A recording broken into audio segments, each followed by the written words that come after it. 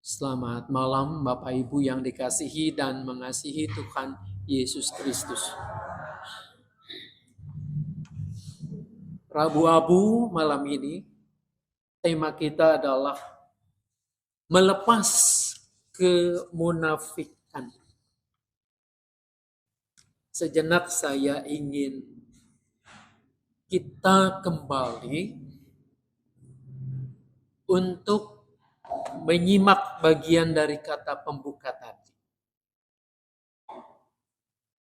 Mungkin sudah berlalu, walaupun baru sejenak kita lupa apa kata pembuka tadi.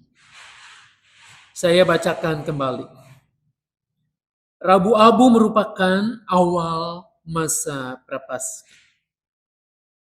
Kita diajak untuk menanggalkan kemunafikan dan segala kepalsuan. Terlalu lama kita bersembunyi di balik kesalehan, menyimpan letih di balik senyuman, menutup luka dengan kesibukan, dan menata wajah agar tampak beriman. Padahal Tuhan tidak mementingkan penampilan, melainkan hidup benar dalam pertobatan. Abu yang akan menyentuh dahi kita bukan sebagai atau sekedar tanda kepanaan, tetapi ajakan untuk kembali pada sang kebenaran. Itu yang mengantar perenungan kita malam hari ini. Saudara yang dikasihi dan mengasihi Tuhan. Kalau tadi kita menyimak bacaan Injil yang saya bacakan, Yesus menyoroti, memperhatikan praktik-praktik kehidupan ibadah atau kesalehan. Saya kira ini bukan hanya milik orang Yahudi. Bentuk-bentuk kesalehan ini hampir di setiap agama itu ada. Praktik kesalehan itu adalah pertama-tama memberi sedekah. Berbuat baik, memberikan sesuatu kepada orang lain. Lalu yang kedua, berdoa. Berdoa merupakan cara orang beriman untuk terhubung dengan Sang Pencipta. Dan yang terakhir, yaitu berpuasa. Ini adalah praktik kesalehan. Ibadah yang biasanya dilakukan oleh orang-orang yang mengaku dirinya beragama. Tadi saya menyebutkan bukan hanya milik orang Yahudi, tetapi hampir di setiap agama dan keyakinan itu ada.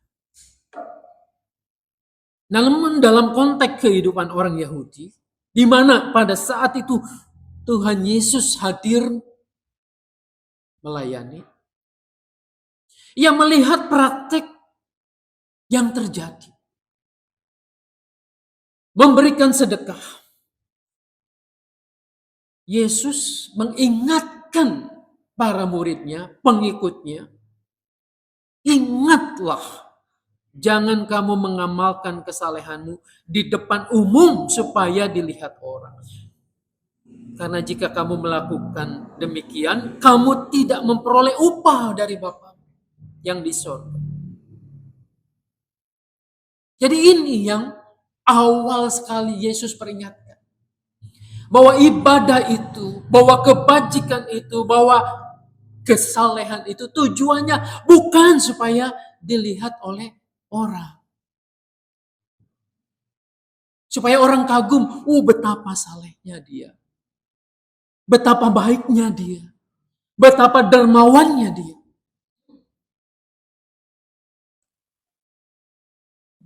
Kenapa?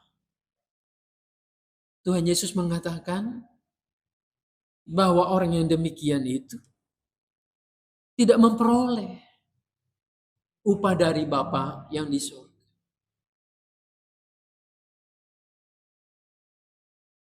Jadi kesalehan itu memperoleh upahnya dari dunia ini.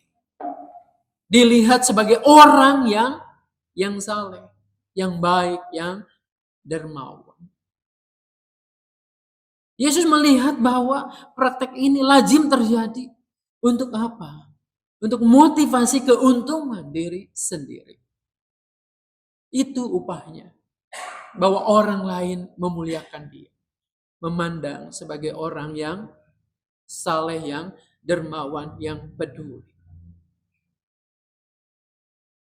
Lalu kalau begitu, apa yang harus dilakukan? Tuhan mengatakan, kalau kamu memberi dengan tangan kanan, jangan diketahui oleh tangan kiri. Apakah begitu? Kalau kita memberikan dengan tangan kanan, betul-betul tangan kiri kita ini nggak tahu. Namanya satu tubuh pasti tahu. Ini adalah sebagai ungkapan peribahasa. Kalau kita memberikan sesuatu kepada orang lain, maka seharusnya yang lain itu, si orang yang diberi pun mestinya tidak tahu. Mengapa demikian? Oleh karena mereka yang diberi itu, mereka akan mengatakan bahwa inilah pemberian dari Tuhan. Jawaban doa yang Tuhan sediakan untuk aku. Saudara, kalau Anda memberi, terus kemudian nyata-nyata ini saya memberikan. Walaupun mungkin orang lain itu tidak tahu. Pasti si orang yang diberi itu ada rasa, oh nanti saya akan balas budi. Membalas budi itu bukan sesuatu yang jelek. Ini sesuatu yang baik. Tapi ketika sesuatu itu, ketika orang lain menerima pemberian dan kemudian kita melakukan sesuatu, katakanlah sesuatu yang sedikitnya melenceng, orang ini nggak bakalan bisa untuk menegur. Saya paisengki, nggak enak. Tidak enak. Kenapa? Dia sudah begitu baik buat saya. Dia begitu dermawan. Ketika saya kesulitan, dibantu oleh dia. Maka, ya, kalaupun dia melakukan ini dan itu, ya tutup mata saja. Bukankah ini yang terjadi dalam kehidupan politik bangsa dan negara kita?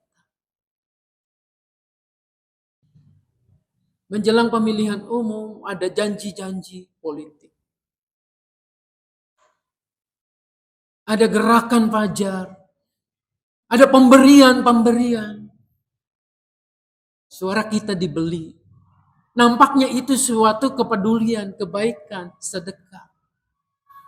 Jadi mau gak mau kita ya milih orang tersebut.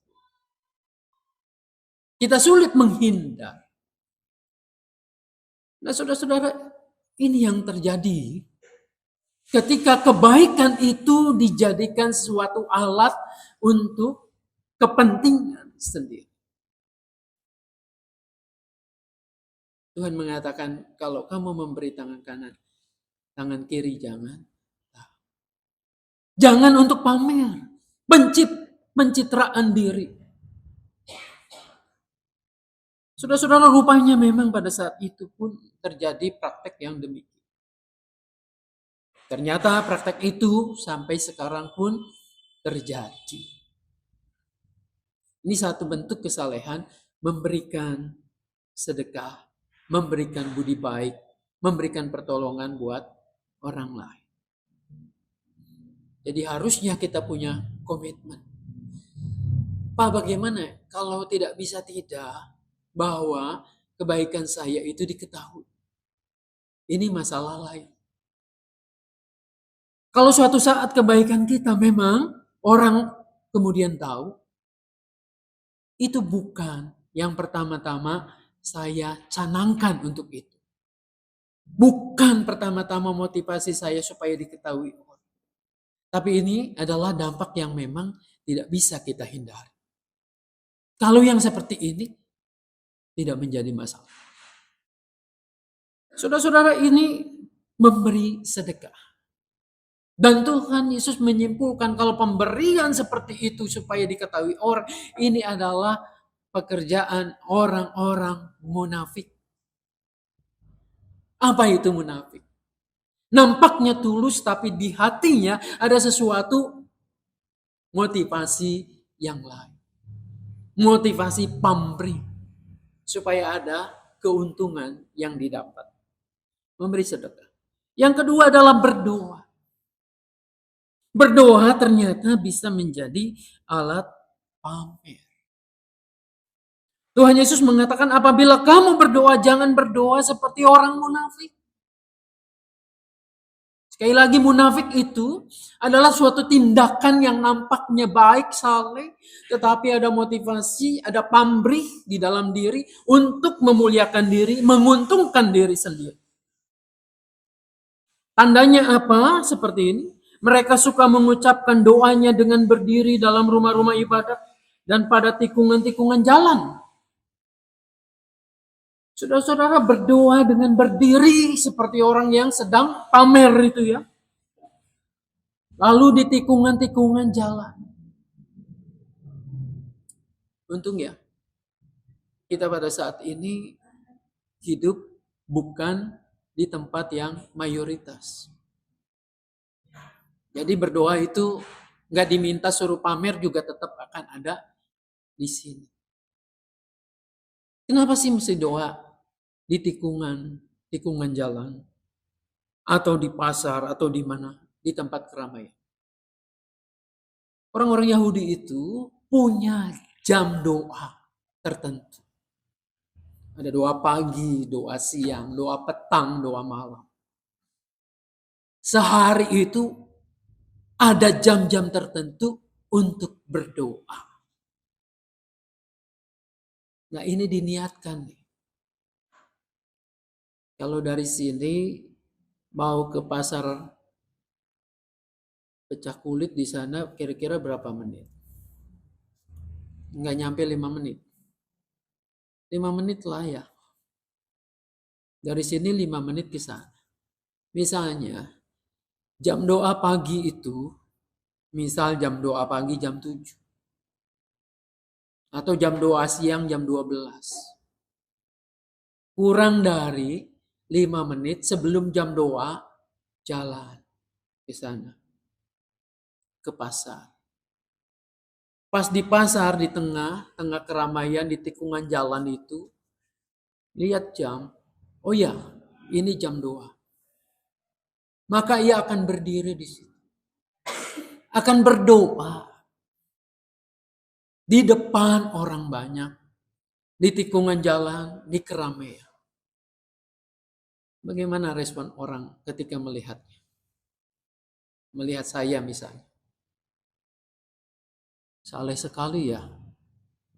Pak Nanang ini mau belanja, mau bisnis. Ingat jam doa. Maka ia berhenti dari segala sesuatu. Dari transaksi dihentikan untuk berdoa kepada Tuhan. Jadi kan itu diatur jamnya supaya pas dan supaya orang melihat betapa kerennya kesalehan yang diperagakan di depan umum. Sekali lagi kita masih beruntung. Kita tidak menutup jalan untuk berdoa di sana. Di jalan raya. Kita tidak pawai ke sana kemari. Tapi ada terselip kadang-kadang. Walaupun di dalam, di luangan, bisa jadikan kita ingin dipandang sebagai orang yang lebih. Orang yang lebih saleh, orang yang lebih arif, orang yang lebih bijaksana, orang yang paling giat melayani. Dengan kata-kata doa-doa yang puitis, yang panjang, dan yang lain. Tujuannya bukan untuk sampai kepada Tuhan, supaya orang akan melihat, keren sekali ya, kamu berdoa. Kata-katamu itu indah sekali.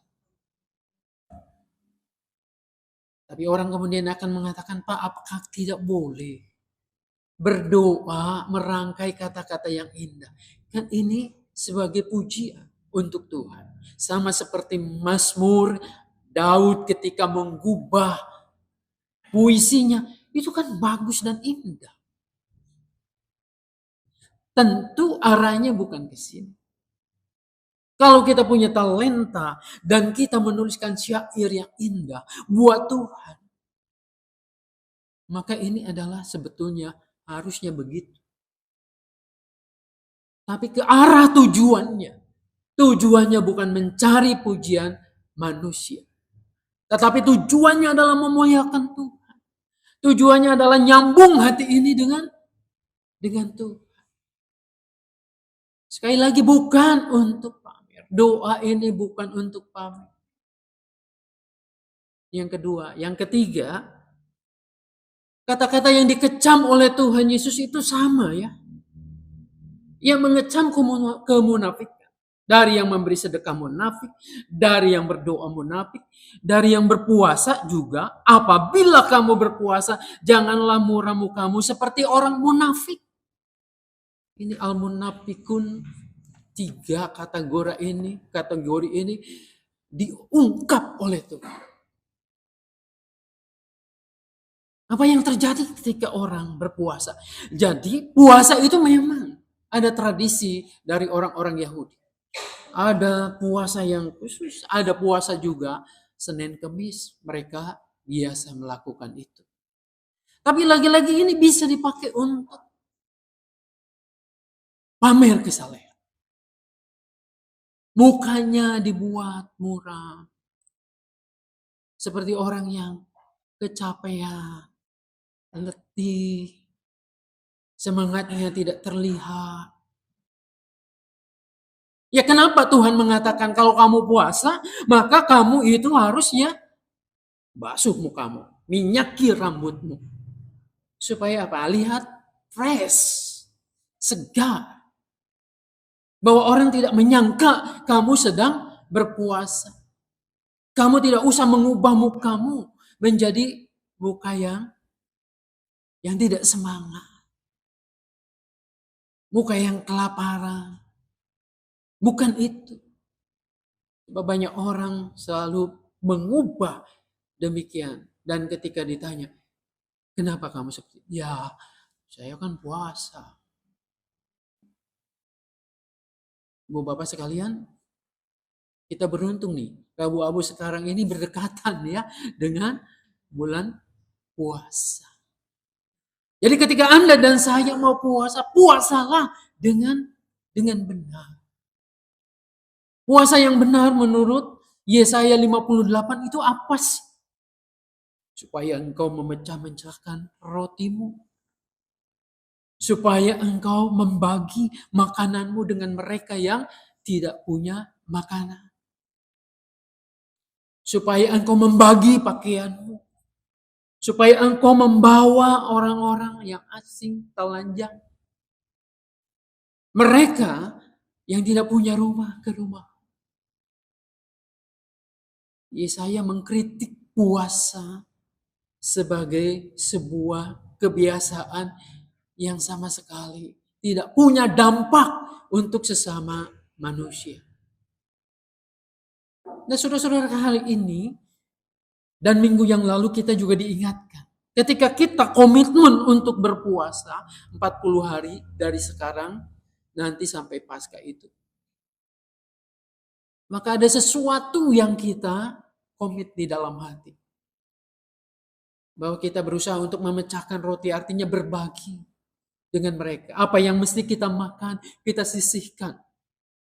Untuk menolong, membantu mereka. Sudah diumumkan kepada kita, kita sangat peduli dengan orang-orang yang membutuhkan pakaian, perlengkapan, lalu juga untuk mereka menyampaikan Injil, supaya Injil itu didengar dengan bahasa mereka sendiri, bahasa Jawa. Saudara-saudara, ini bukan sesuatu yang kita ingin pamerkan, tetapi ada sesuatu yang kita pedulikan. Panggilan kita sebagai anak-anak Tuhan. Jadi kalau melepas kemunafikan, mudah enggak? Ini tidak mudah. Kenapa? Karena melepas kemunafikan itu adalah kita berhadapan dengan diri sendiri. Kita yang ingin diuntungkan. Kita yang ingin sohor dengan orang yang disebut orang bertobat, orang saleh. Berhadapan dengan diri sendiri. Maka harus kita melepas itu, menanggalkan manusia yang lama itu. Mengikuti apa yang Tuhan katakan. Jangan seperti orang munafik. Nah, 3 bagian firman Tuhan ini kiranya menolong kita nih pada saat ini untuk komitmen dengan baik. Maka saya katakan juga saat ini, ketika nanti kita diingatkan dari debu kembali ke debu, maka tanda salib di sini yang mengajak kita bertobat itu juga bukan untuk dipamerkan. Tetapi untuk kita resapi, iya ya betul bahwa aku tuh itu dari abu, diciptakan dari debu, dan Tuhan memberikan nefes saya, napas kehidupan sehingga kita menjadi makhluk mulia, segambar dengan Allah itu. Tapi harus kita ingat, nanti suatu saat kita kembali kepada debu. Nah sebelum itu terjadi, marilah kita sadar dan bertobat. Bertobat dari segala kemunafikan. Karena kalau kita baca di dalam Alkitab, apa yang dilakukan oleh Yesus itu musuh utamanya itu adalah kemunafikan. Bukan yang lain-lain. Saudara-saudara, Yesus berhadapan dengan itu dan mau anak-anaknya, pengikut-pengikut Kristus itu tidak mengulangi dosa yang dikecam oleh Yesus ini. Jadi marilah kita komitmen pada saat ini. Saat ini kita bersyukur. Tuhan izinkan bahwa kita bisa hadir dan bisa menikmati Rabu-Abu. Saat inilah kita diajak untuk komitmen. Hidup dalam pertobatan yang sesungguhnya. Melepas kemunafikan. Menjadi anak-anak Tuhan yang sejati. Biarlah Tuhan menolong, memberkati kita. Amin. Saudara, sebentar kita akan mengadakan pengolesan abu. Bagi setiap orang yang bersedia. Jadi kalau tidak bersedia, tidak mengapa. Bagi yang bersedia menyatakan pertobatan, terimalah nanti abu di dahi saudara. Abu ini adalah simbol kefanaan dan keterbatasan kita. Kita mengingat sabda Tuhan dalam Kejadian 3 ayat 19. Sebab engkau debu, engkau akan kembali menjadi debu. Kita akan bergantian, ya.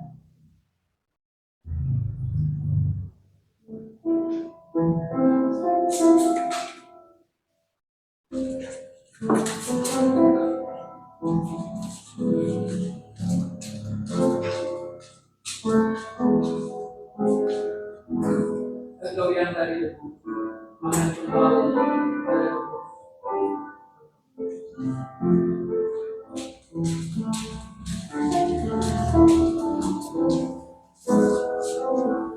Engkau yang dari debu akan kembali kepada debu.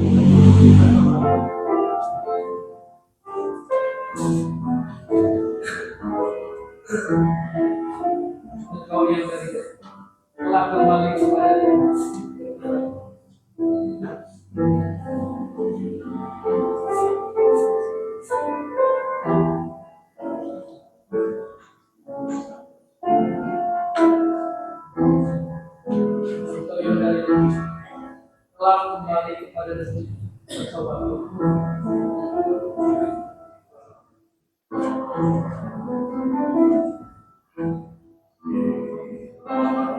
Engkau yang dari telah kembali kepada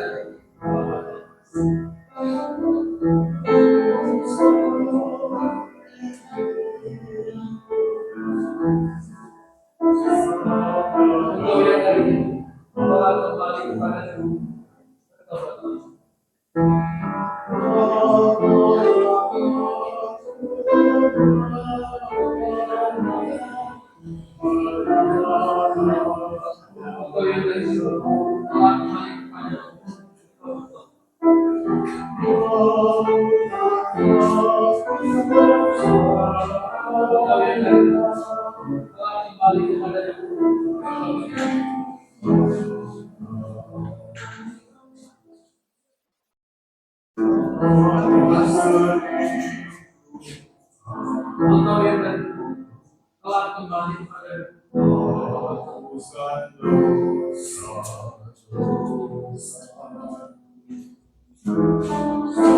Engkau yang dari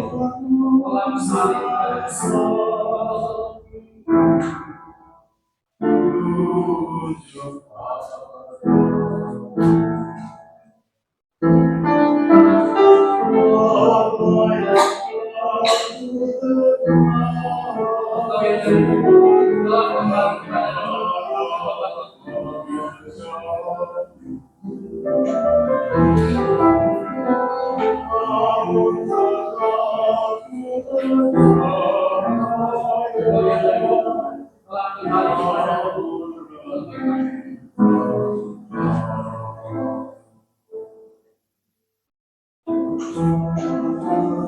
Engkau yang dari telah kembali kepada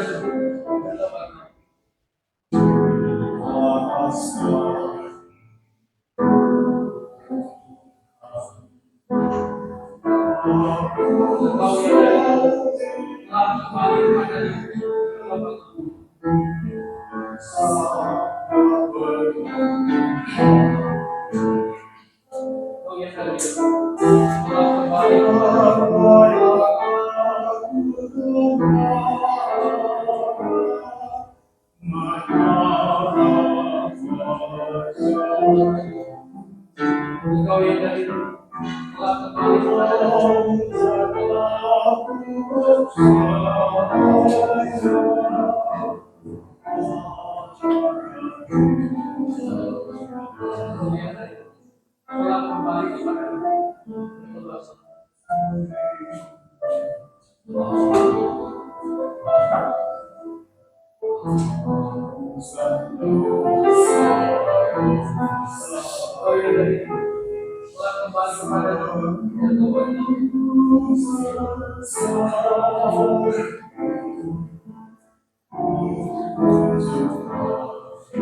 Engkau yang dari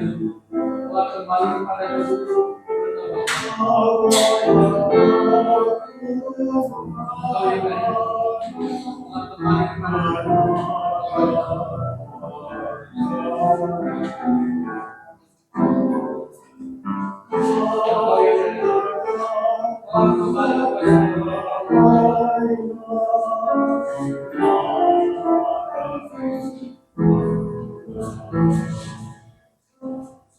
Engkau yang dari telah kembali kepada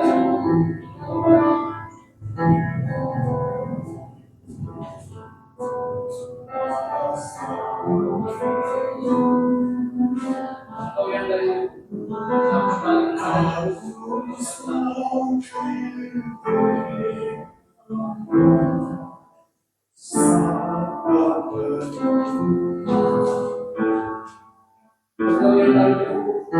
telah kembali kepada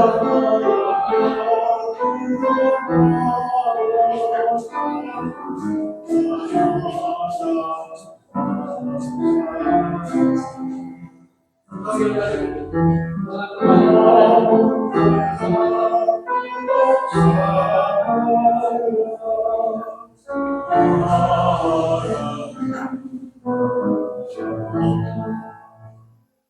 Engkau yang dari ibu telah kembali kepada Engkau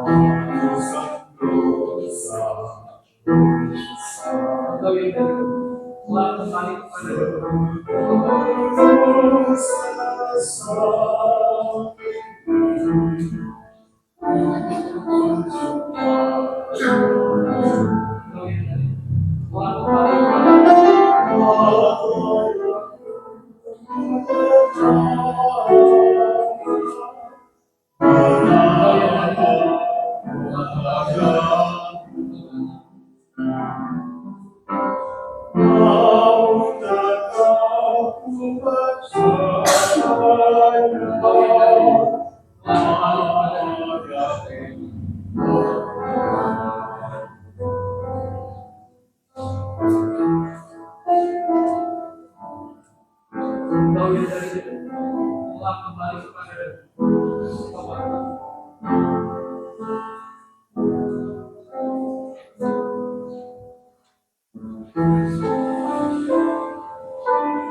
Engkau yang dari telah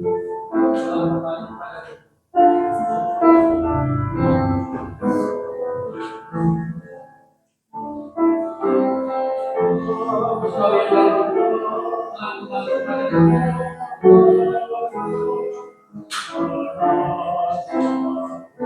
Engkau yang dari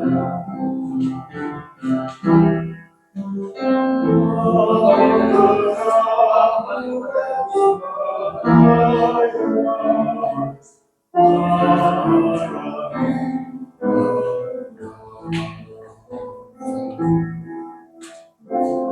Engkau yang dari telah kembali kepada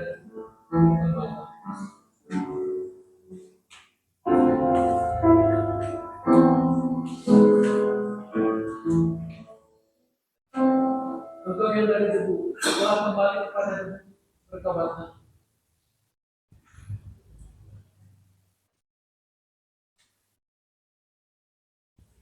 Engkau yang dari debu telah kembali kepada bertobatlah.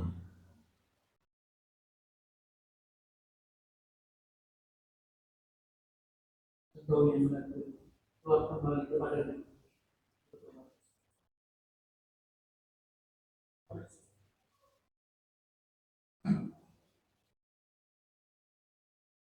Engkau yang dari debu telah kembali kepada bertobatlah.